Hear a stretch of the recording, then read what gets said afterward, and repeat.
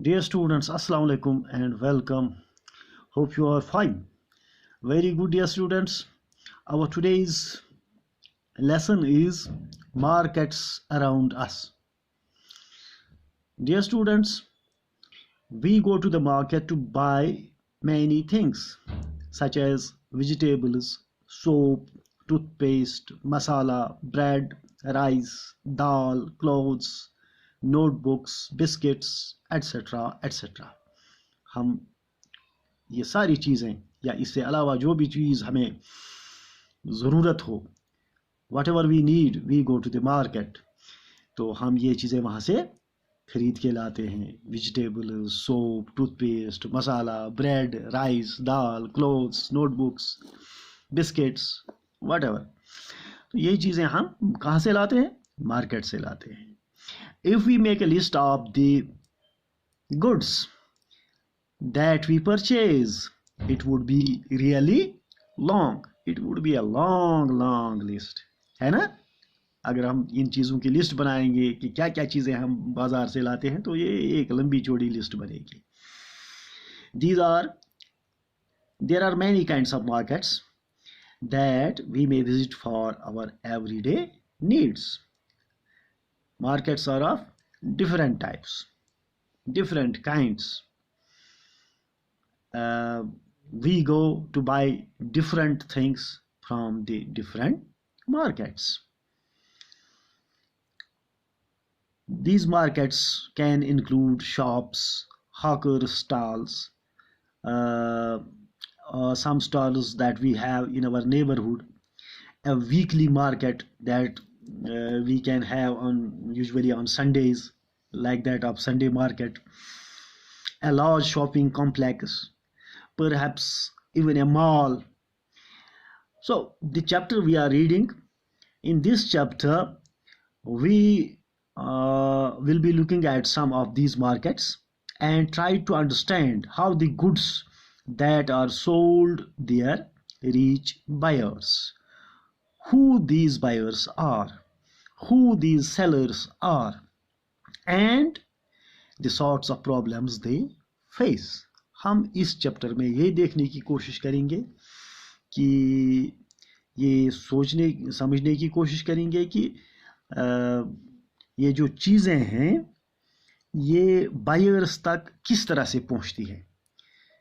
जो कंज्यूमर होता है, जो बायर होता है, जो खरीदार होता है, उस तक ये चीज़ें किस तरह से पहुंच जाती हैं, या ये बायर्स जो हैं, ये खरीदार जो हैं, ये कंज्यूमर जो हैं, ये हैं कौन लोग, या दूसरी पार्टी जो है, जो सेलर्स हैं, जो बेचने वाले हैं, जो गुड्स बेचने वाले हैं, वो कौन है। तो ये देखेंगे हम कि खरीदने वाले कौन हैं, बेचने वाले कौन हैं, और ये सारी चीज़ें लोगों तक किस तरह से पहुंचती हैं। तो इन चीज़ों को खरीदने में या इनको लोगों तक पहुंचाने में कौन कौन सी डिफ़िकल्टीज़ या प्रॉब्लम्स को फेस करना पड़ता है, ये सारी चीज़ें हम इस चैप्टर में देखेंगे। Dear students, first of all we will have a look at the weekly market.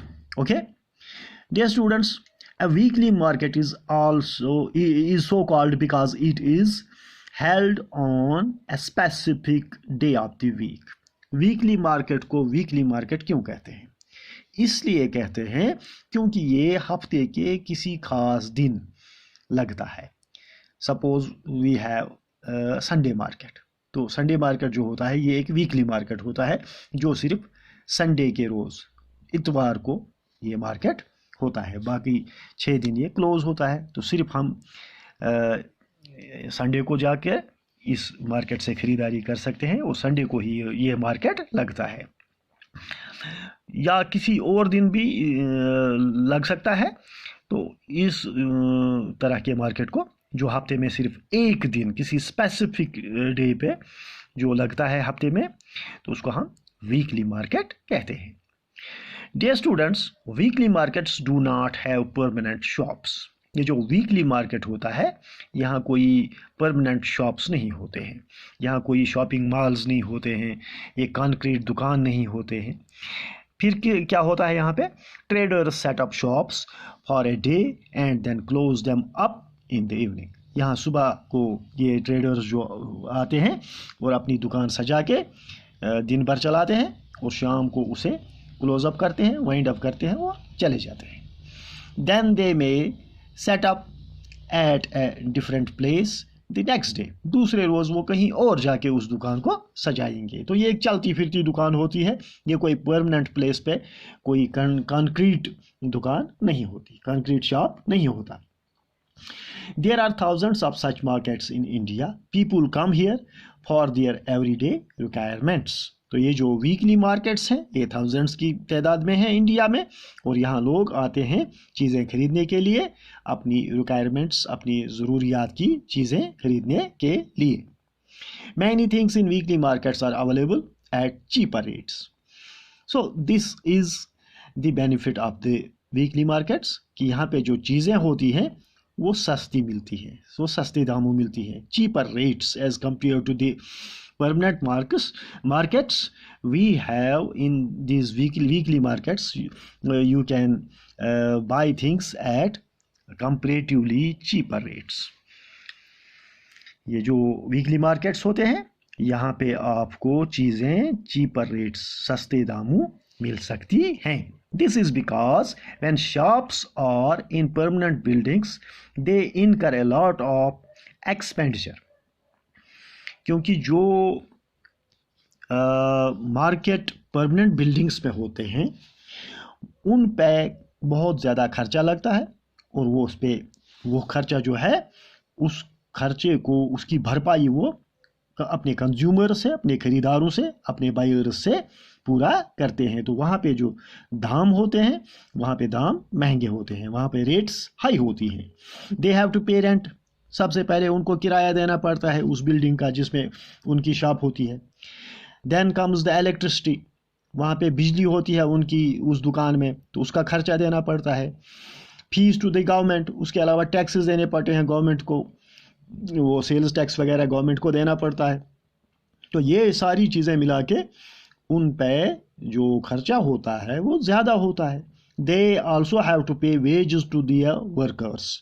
इसके अलावा उनके जो वर्कर्स वहाँ पे होते हैं, मुलाजिम होते हैं, सेल्समैन होते हैं, बाकी लोग होते हैं, तो उनको भी तनख्वाह देनी पड़ती है, तो उसका खर्चा भी वो इसी से निकालते हैं. In weekly markets the shop owners store the things they sell at home. तो ये जो वीकली मार्केट्स होते हैं इन के जो ओनर्स होते हैं वो इन चीज़ों को अपने घर पे रखते हैं. सुबह लाते हैं, कहीं दुकान सजा ली सड़क के किनारे और चीज़ों को बेचना शुरू कर दिया. शाम हुई तो दुकान बंद और चले गए, उन चीज़ों को उठा के समेट के चले गए, कोई किराया नहीं देना पड़ता. Most of them are helped by their family members and hence do not need to hire workers. तो इनमें अक्सर ऐसे होते हैं इन वीकली मार्केट्स में जिनको फैमिली मेम्बर्स जो होते हैं वो उनको हेल्प करते हैं, तो इसलिए उनको अपने मुलाजिम नहीं रखने पड़ते, उनको वेजेस मुलाजिमों को देना नहीं पड़ते. तो ये खर्चा भी बचत. Hence do not need to hire workers. Weekly markets also have a large number of shops selling the same goods, which means there is competition among them. अब वीकली मार्केट्स में एक और चीज़ होती है, बहुत से शॉप्स होते हैं जो एक तरह की चीज़ें फरोख्त करते हैं, एक तरह की चीज़ें बेचते हैं, तो उनमें आपस में कंपटीशन भी होता है. इसलिए कंपटीशन आपस में कंपटीशन की वजह से वो उनकी रेट्स जो होती हैं उनमें कुछ ना कुछ वो डिस्काउंट देते हैं. If some trader were to charge a high price, people would move to another shop where the same thing may be available more cheaply, or where the buyer can bargain and bring the price down. तो ये weekly market का फ़ायदा होता है. One of the advantage of the weekly markets is that most things you need are available at one place. ठीक है, एक ही जगह पे आपको बहुत सारी चीज़ें मिलती हैं वीकली मार्केट्स में. Whether you want vegetables, groceries or cloth items, utensils, all of them can be found here. You do not have to go to different areas to buy different things. People also prefer going to a market where they have a choice and a variety of goods. So these are the advantages of the weekly markets. With this, I conclude it here. Thank you very much. Goodbye and take care.